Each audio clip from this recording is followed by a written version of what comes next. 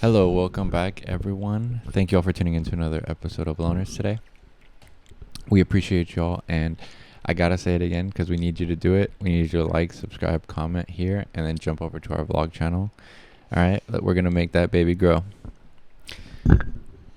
The link for that channel is in the description. It always is. I have our vlog channel tagged. It's like the first Yes. thing. Okay. Okay. Go. It's episode 315.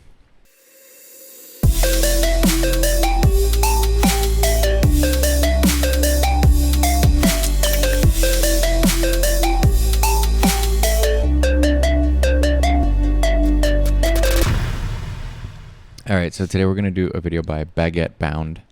There That's are funny. 4 things we didn't expect that are better in France versus the US. So let's see. We've spoken in other videos about how we didn't leave the US because we were running away from something. We had a great life there. But now that we've been in France for 2 years, we were talking the other day and realized there's 4 things we just cannot imagine going back to in the US. Hi, I'm Raina. I'm Jason. We're Baguette Bound. So this video, we're gonna talk about a couple of things that are actually kind of hard and we weren't positive we wanted to talk about, but they're real issues for Americans right now. Yeah. And we realize now that we've been here that there's a little bit of a weight lifted to not be dealing with them on a daily, weekly, monthly, forever basis. Right. Yeah. So here we go. Okay, leading things off, politics all the time, everywhere, Yeah. with everyone about everything. Okay, They're not wrong. and this is before Trump became president, but yeah, it is literally constant, and it's very like people have their whole identities based in politics. Yeah, politics just don't feel like politics But here. in reality, it's the thing is specifically in the US with the two-party system that are both owned by billionaires and fucking corporations. It's so stupid because neither of them are here to really help us. And that's the thing is like it's not even Right. real politics. It's just Yeah. it's just people hating each other over something stupid. The gag really is that you're always consuming it, whether it's online or whether it's on TV. And this was before social media was huge. It Yeah. was always on TV constantly. There's like always some news station reporting something.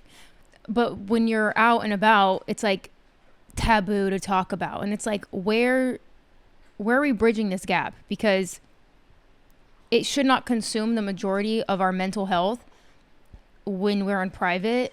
And then we have to like pretend it's too taboo It to doesn't talk exist. about. Yeah. Which, Yeah. yeah, unfortunately, we've blurred the lines here between politics and ethics. Yeah. Because Yeah. politics should be about policies and growing and evolving, and they're not. They're basically just people fighting for basic fucking things Yeah. at this point. And yeah. Because it pervades everything. And I know it's more intense right now because we're in an election year. But that When is are we another at? thing that we have discovered since we moved to France. The first presidential candidate for this election, now in 2024, that is still 2 months away, they announced their campaign in February of 2023. That's right, 21 months ahead of the election. Yeah, 21 months is a long time. And You know, before we moved here, before we came to France, we kind of had no idea that political campaigns in the US are just insanely long compared to other countries. yeah, I had no idea. Now, guess what, my fellow Americans? Other places can do it all in 2 to 4 weeks. It's shocking. Yeah. So, for example, in the recent EU elections here in France, 2 weeks before the elections, we saw these like weird metal things going up in our village and ones around us. We couldn't figure out like, what are these for? So as it turns out, this is the place in cities and villages where the candidates can advertise. They are assigned a number, they can put whatever they want in that spot. And that is where the political advertising is. It's singular. There is the spot. That's kinda for it. nice. There's no yard signs all over the neighborhood. Yeah, that's us. There's signs You aren't everywhere. bombarded with political adverts all the time on the radio, the TV. No, there's a rogue poster I saw here and there every once in a while, but that was it. And people do absolutely discuss things. Yeah. And People are very politically A lot of our engaged. local friends did go vote on the Sunday of the election. Yep, But then it was done. Over. start to finish. Fini. the campaign, the vote, the results, and we all move on in like a month. Yeah. It's like, what is this crazy place that's figured it out? Okay, Now- listen. I do think that would be 10 times easier, but I stand by not having things shoved down your throat, like picket signs everywhere, Yeah. billboards everywhere, people,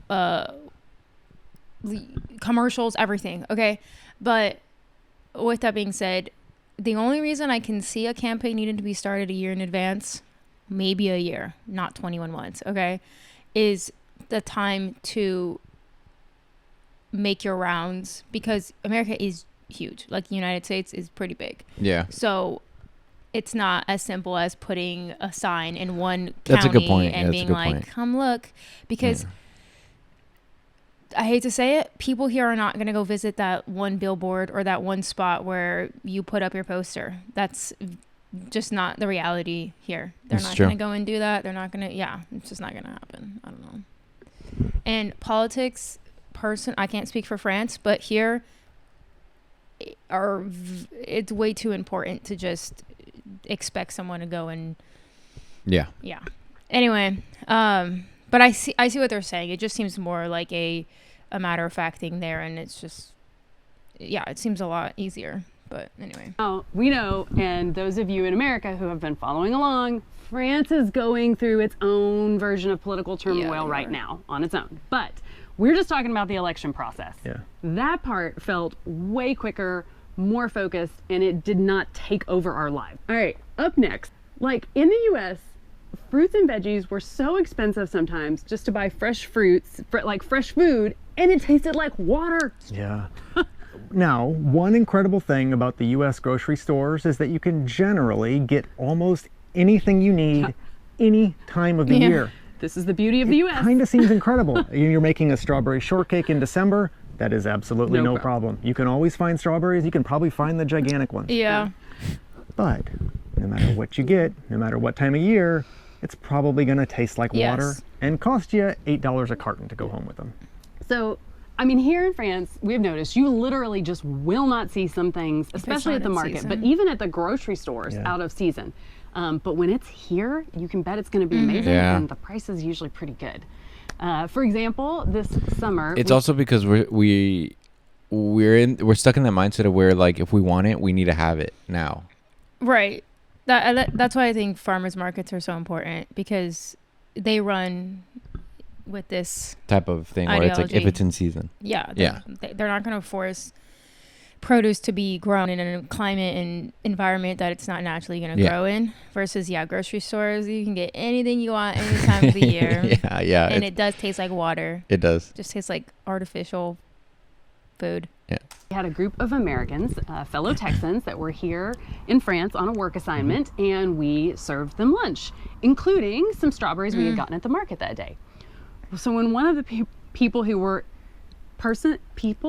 went Friends. one of the people that was here, she tasted it and said, she was just shocked. She said, I've never had a strawberry that tasted like this before in my life. It is so sweet and so flavorful. It's like eating a piece of candy. Yeah, she stopped the whole conversation. That was us in Oh, and Japan. I know. The funny Yeah. thing is about this, we had tried one Yeah. earlier before they arrived, and we were like, oh, these aren't as good as the ones last week. It's kind of funny how you adapt sometimes. bar. The baseline is much higher. Next up, Traffic and terrible, Yeah. terrible road conditions. You know, in the bane U.S., of our they've got these. They're existence. famed for those huge, soul-sucking, 8-lane highways. And no matter how big they get, maybe it's 10, maybe it's 12, you still always seem to be full. There's Yeah. never anywhere to go. you survived through the 8 years of construction to build it, and then as soon as it's open, it's just full. I mean, you're just surrounded by cars on all sides. Yeah, To the it does left, suck. to the right, in front, behind. Yeah. And sometimes you think maybe I'll just pay the toll and get on the toll road instead. But it's packed too. Yes. It is. So, The worst part, I think, is when you can't even leave the highway because it's so packed. Yeah. I just want to. No, finish it. That sucks when there's like an accident or something, and it's You're just like regretting getting stuck. on. Yeah, it's Yeah. stuck. It's good luck. This is why we love Coachella weekend here. It's because you can actually drive on the street. That's a good point. People do really clear out. A lot of people go to that. It's a ghost town here Yeah. during those 2 weekends, especially weekend one.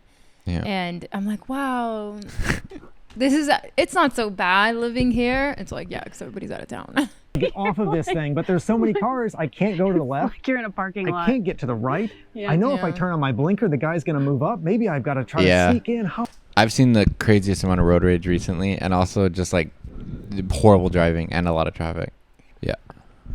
am I going to do this? Oh, goodness. Yeah. So that's one thing, like the intensity of the traffic, but also the road conditions. We lived in a major U.S. city in a fairly wealthy area of central Houston, and the road conditions were ridiculously bad. For 15 straight years. Yeah. And I mean, a few years ago, it was so bad that there was a study that was done that reported people who own cars in Houston, on average, have to spend $1,900 more a year just to account for the vehicle wear and tear I mean, from yeah, driving on same streets in LA. in such poor condition. And I mean, I just remember the thing that I kept asking myself when we lived there was, Yeah. how is this possible when we're paying $6,000 a year in property taxes on a tiny townhouse? Like, where is it going? Yeah, that's I know. crazy. It's not that there is no traffic here in France. We've definitely been caught in rush hour in some of the bigger towns like Bordeaux. That's no fun. That's no fun at all. Yeah. No. But the scale and feel is just completely different. Right. Yeah. I mean, we're also like, Yeah, there. So you can look up videos if you want of the 405 in Los Angeles. It's insane. There's It no just- way we'd survive a zombie apocalypse Yeah, if we all had to leave at the same time. 100%. I think the constantly difference amazed is at though is that there are so many lanes and it's still traffic the majority of the time, especially during rush hour. That's true. It's crazy. That is true. a good condition of even the tiny roads in the middle of nowhere through the vineyards where we live. We That's don't even pretty- know how they do it. Yeah. When we do see a pothole, sometimes we jokingly take bets about how long it will be there because it's usually repaired so quickly that the next time we come back through, it's gone. Now that we're here, we just never have to worry about or think about school Yeah. shootings.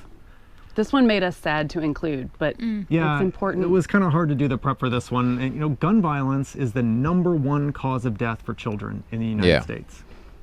And this is absolutely terrible all on its own. But the thing that really bothers me the most and feels the hardest to accept is just that there's this sense of acceptance around these deaths. It's like Yeah. there's this feeling that this is It's just a inevitable. necessary price that Americans and their children must pay to be here. And Yeah, and it's more of like this is the price they have to pay for freedom, like to have weapons, and it's so stupid. But we're so far where like there's so many weapons all over this country that like it's almost impossible to now. It would be impossible to go back. No, it's not impossible to go back. It's fairly easy. I think they want you to think it's impossible because they make having a weapon here like having access to food and water. It's ridiculous. They Yeah, make it's it seem probably like it's easier in some areas to get weapons and food and water. and they see it more as a right than they see housing as a right, which is, I'm not even exaggerating that. That's truly how a lot of the people here think. It's actually I've never especially thought of that certain parts. comparison, but yeah, that's very true, Um, and that is sad. That yeah, it's one of the main, like, I already don't care to have kids for a lot of reasons, but this is a heavy topic. Like, knock on wood, I got prego. I don't think I'd live here anymore. Like, I don't think I'd be able to. I would probably want us to spend the next, like, not the next, but like the first like few years planning our escape, because I don't think I would feel comfortable sending my Yeah. kid to a school out here. I worry constantly about my niece. yeah, Um, I know, me too. yeah, it's ridiculous. It's fucked up, and I don't see it changing, even though it No. easily could change. I don't either. There's too much money in the NRA within politics too. I do Yeah. think that if they aren't going to have better gun laws, that they need to start holding a lot of these parents accountable for their kids' actions. Like, Yeah. if your child went and even as much as threatened to do that, the parents should be held just as liable. They're your responsibility. And I don't ever see parents being taken away for their child committing these crimes at schools. Ever. No, I get you. They should Yeah. be locked up too. This is making me want to cry just thinking about it. It sucks. it doesn't have to be that way. there's so many other countries, I think like all of them actually, Yeah. where people still own guns and yet we don't see this same epidemic. It's really a uniquely American problem. There is just no other country where firearms are in the top 4 causes of death for children. There are acts of violence in France. Yes. We don't want to make it sound like this is a utopia. But the scale and the frequency of violence, specifically school violence, it's just so dramatically less. Damn. And in case you are wondering, people here in France do still own guns. In fact, it has the second highest rate of gun ownership in the EU after Switzerland. But there's just common sense safety regulations that have to be Right. observed if Common you sense own a isn't gun common here. to some And Yeah. clearly it's working. So when we talked about this, it came up because I cannot imagine going back to this anxiety that I had in the US as a parent every day, sending your kid off to school to get an education and hoping today isn't the day that your kid's school is the one that gets shot up. You just don't realize it's hovering in the background even when you don't know it. Yeah, Until especially in dawn. Texas. Yeah. And I'm sorry for all my fellow Americans who are still thinking about that when you send your kids to school. Yeah, I could not. Sometimes you don't realize how I couldn't do that. anxiety inducing or frustrating even simple things can be until you see that it just doesn't have to be that way. Yeah. Someone else has Yeah. figured this out. Yeah. It's And infuriating. then at yeah. that point, going back seems kind of unimaginable. Yeah. You can't unsee it. I think we've said that before. So, if you want more on moving, living, and adjusting to life in France, click subscribe. We'd be happy to have you. Yeah. Thanks for watching. A bientôt. Suddenly Alright. I want wine and cheese. I know. No, that was I think a pretty on point video for things. But yeah, the school shootings is something that it's insane. Yeah, American culture's tombstone will read it too much was not enough. It's true. Yeah. Okay. Leave your comments and opinions below, please, on these topics that they mentioned, and we'd love to hear them. Also, please like and subscribe and jump over to our blog channel, and we'll see you on the next one. Bye.